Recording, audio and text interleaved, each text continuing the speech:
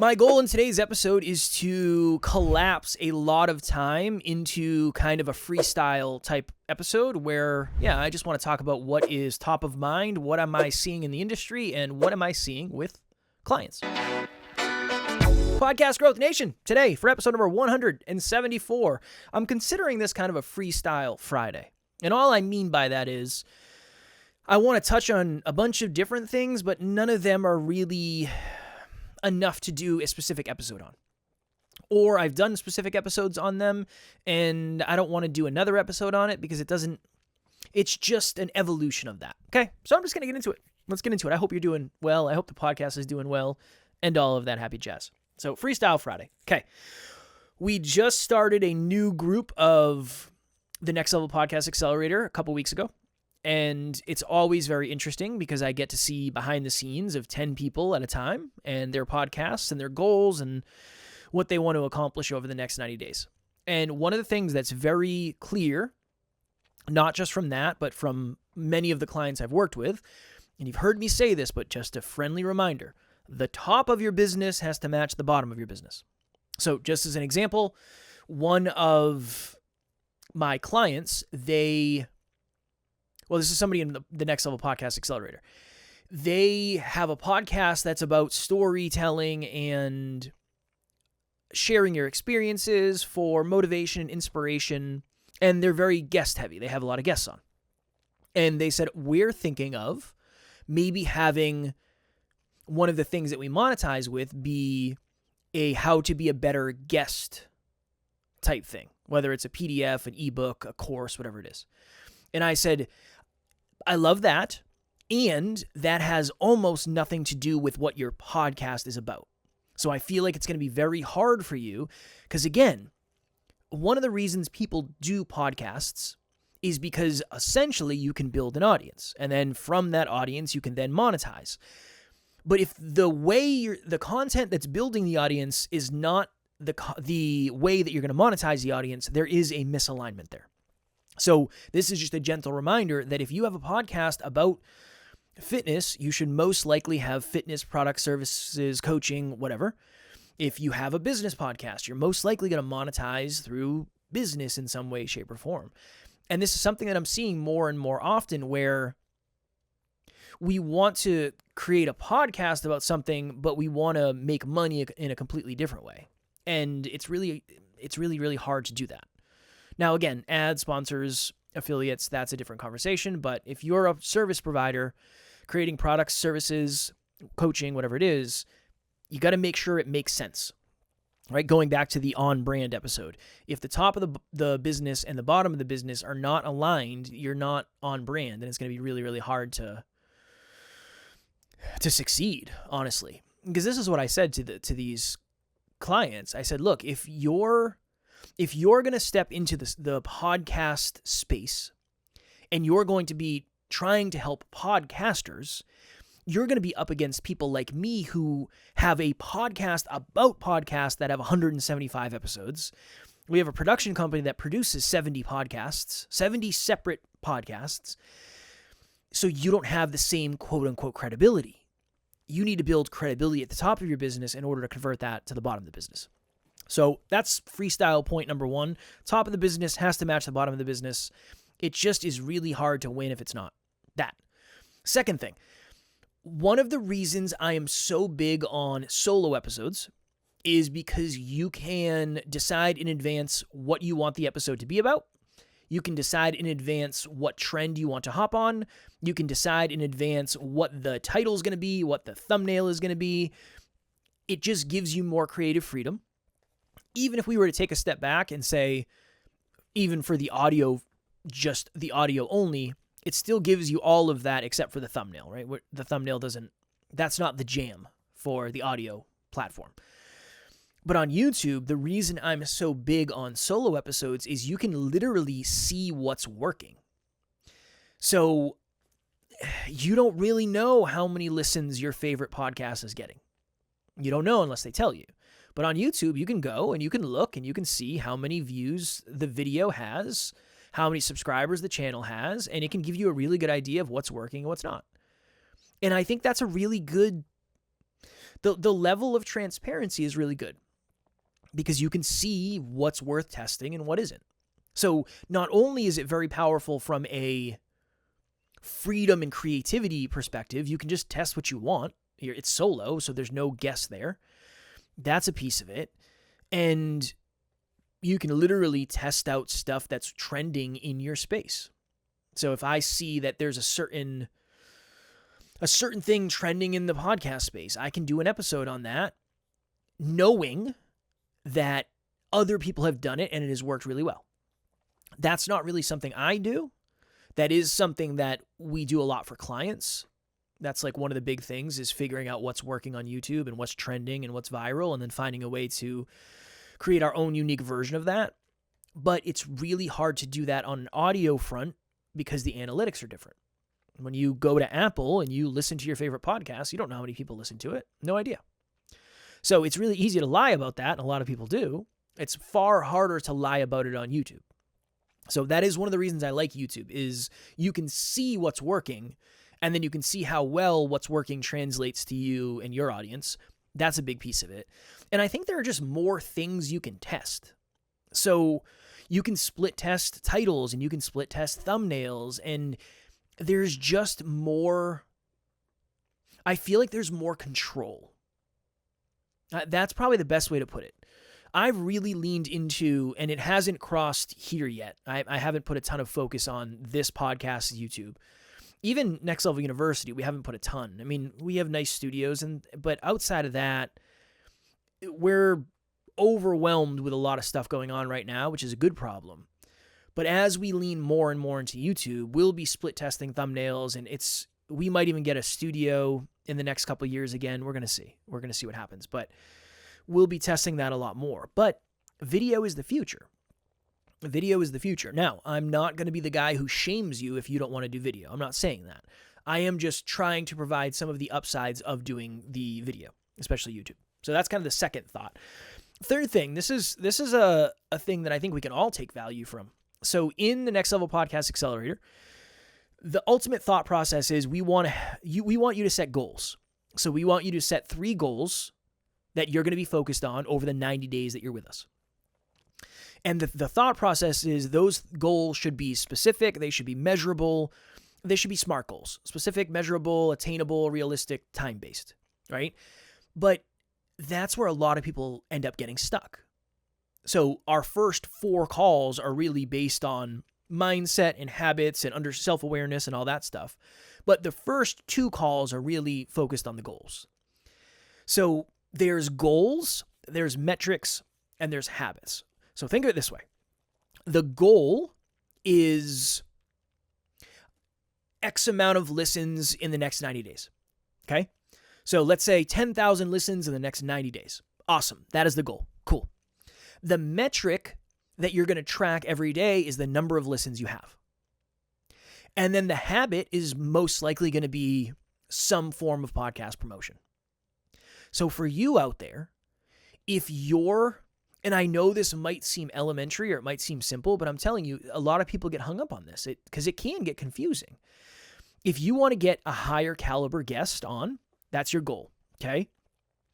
I would give it a number. So I want to have 5 A-level guests on in the next 90 days, right? Hypothetically. The metric that you're going to measure is it's going to be most likely, it's going to be either messages sent or number of A-level guests on. And then the habit is going to be message 1 A-level guest every single day.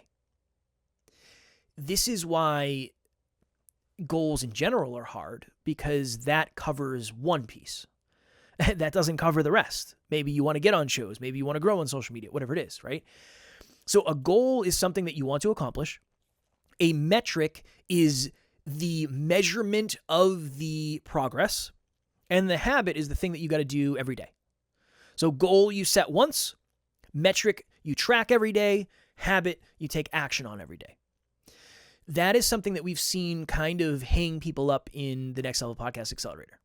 The goals aren't specific enough necessarily. I want to be more confident as a podcaster. I love that as a mindset type goal. That's not specific enough and it's not measurable enough. What does that mean?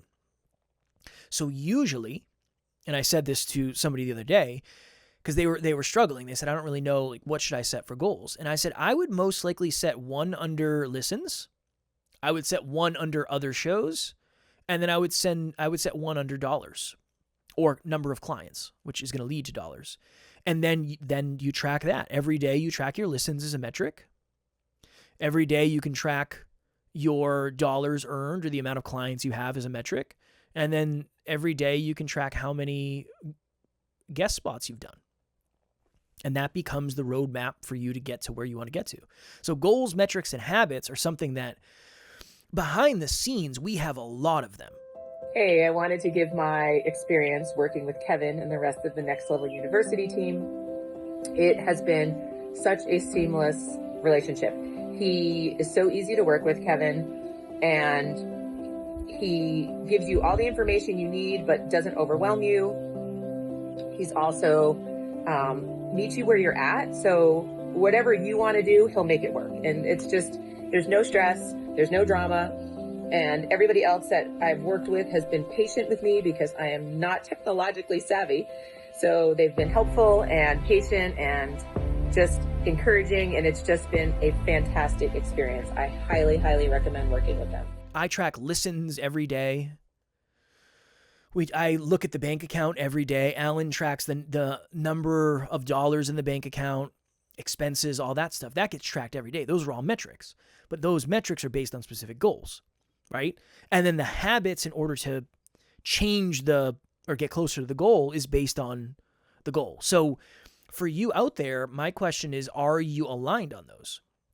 Because if you're just hoping that, okay, if I do this long enough, that's just not a strategy that's going to work long term.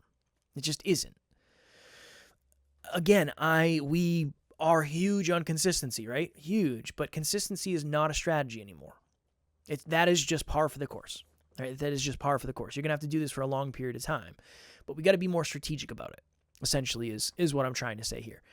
And I think that's a really important thing. I think that we have to understand that if our level, let's say you have a level 7 commitment to grow your podcast, anything level 6 or below is going to come after. And that's just kind of the hard truth of it. So, okay, let's do this. I like golf now. I've gotten bitten. I got bit by the golf bug. I love it. I fell in love with golf. I enjoy it very much. That comes after the podcast, though. Right? That comes after coaching clients. That comes after so many things. It's just not, it's probably a level 4 priority. So anything level 5 or higher has to get taken care of before that. There's a lot of people, and if you feel called out, maybe it's a good thing. Maybe it's a gentle kick in the butt. There's a lot of people that say they want it. And they say, oh yeah, I want, like, this is my dream come true and I'm going to make this happen.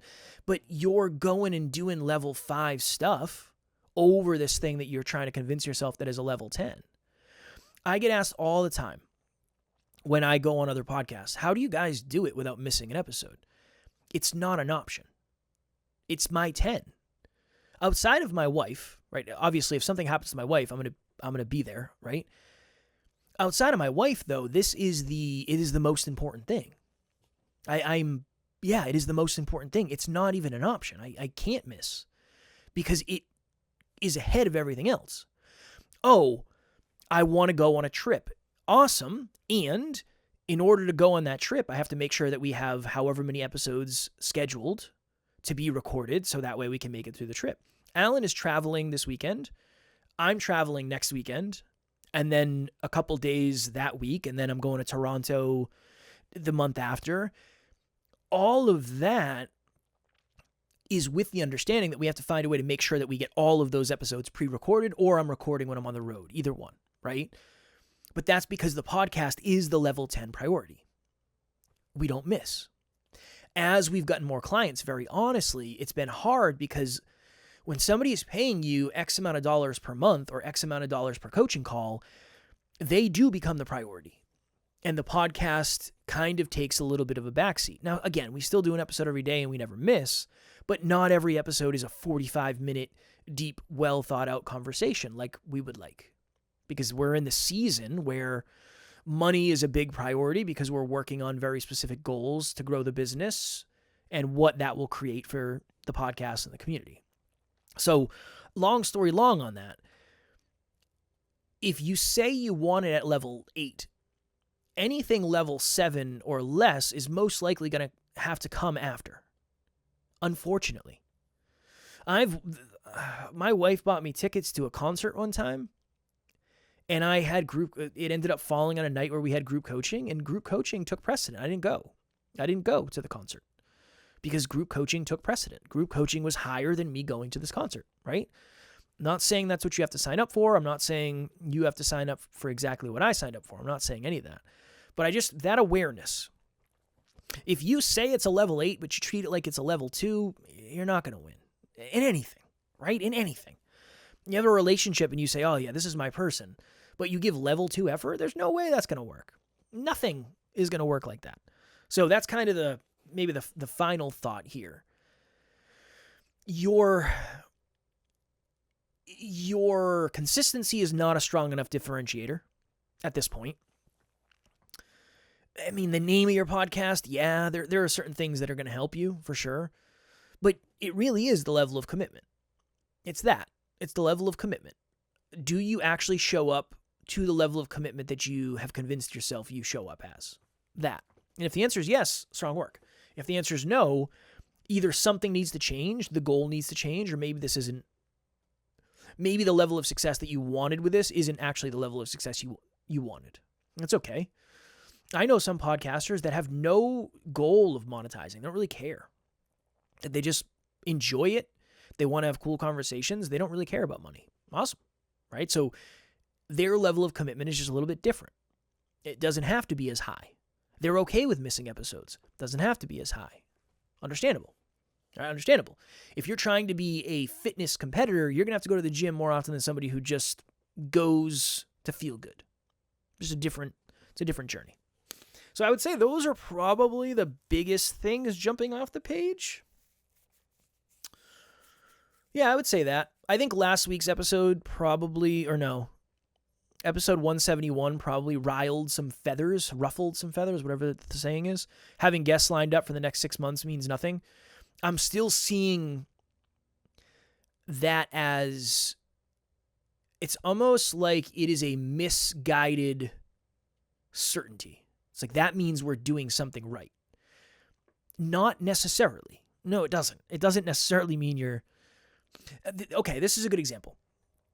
That's like building a house and being psyched that a bunch of other home builders come and are like, hell yeah, this is a great house. But you don't know if anybody actually wants to buy it. You're not having people that are just like resident looking for homes coming to look at the house. I think of it the same way. Yeah, you have a steady supply of people to have on the podcast. That does not mean you have a steady supply of listeners. And that does not equate to a steady supply of listeners either, necessarily. So just reiterating that point, I'm not saying not to have guests. I'm not saying not to be booked out. Lovely, awesome. I think that's a win. If you think that's what's going to lead to your success, though, we are on dangerously thin ice. Dangerously thin ice at that point. Right? So I just want to throw that out there. Look, we don't have guests on any of our shows, really. Alan has had guests on Business Growth University. I had Evan Carmichael on here. But on NLU, you most likely will never see another guest, and we haven't had one in maybe 3 years. It's different. You can play the game differently if you want. You don't have to play it the same way everybody else is. So, and then don't allow having guests on to become the crutch that creates I don't ever have to do solo episodes. And vice versa. If you want to have guests, don't let, I feel comfortable and it's super easy to do solo episodes become the crutch that forces you to say, I don't even have to have guests. I'm not even worried about it. If that's part of your strategy, right? So that's probably the thing that we would end with. I don't think there's anything else. This is another one. One of our clients, I did a video for them. I did the title, I did the thumbnail, I helped them with the script. I did the script, and then they made some adjustments to it. But they have a video that has like 105,000 views over the last week or something.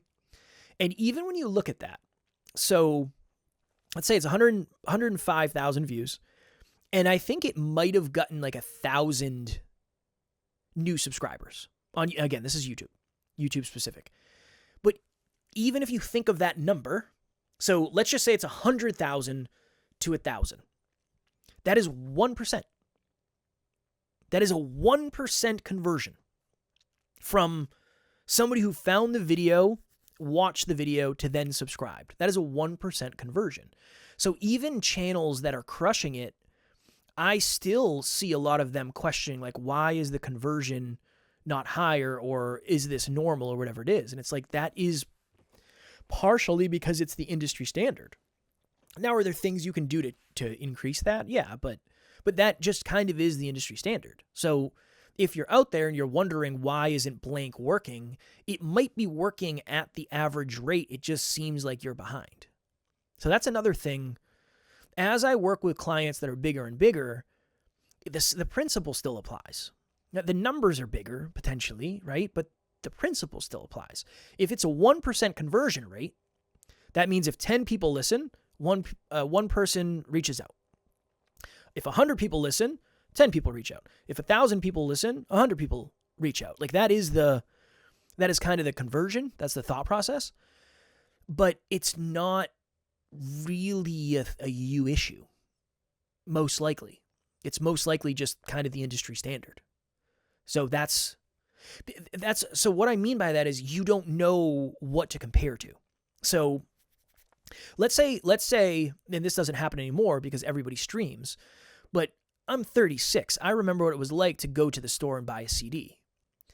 Imagine if nobody had any idea, and it wasn't really public information, how many CDs Beyonce sold. And let's say you dropped an album around the same time and you sold a similar amount, but you had no idea. You might think you did terribly, even though the industry standard at that time was X amount. So yeah, some things are just, I don't know. It's the way the human condition is set up. It's kind of psychology, right? Like, the click-through rate on a video is usually between a certain place and a certain place. If it's really high, that's great. There's always going to be outliers, but usually there's an average for most channels. And I think podcasting's the same. So I figured I'd throw that in there. All right, cool.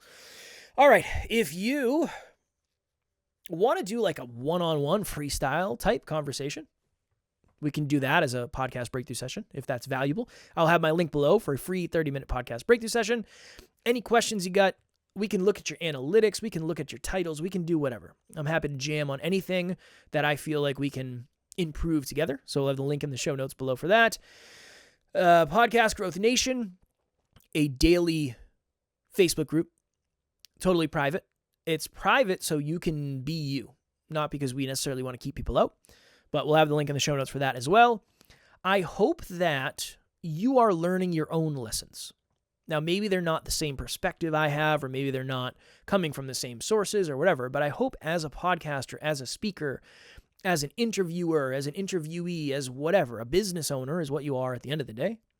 I hope you are learning lessons, because those are the lessons those lessons are the things that are going to help you or hurt you if you don't learn them. So I hope you're learning the valuable ones, and hopefully with less pain than it took for me to learn them. So that is what I hope for you. All right. Until next week, keep on crushing it, keep on podcasting, and I will talk to you all then.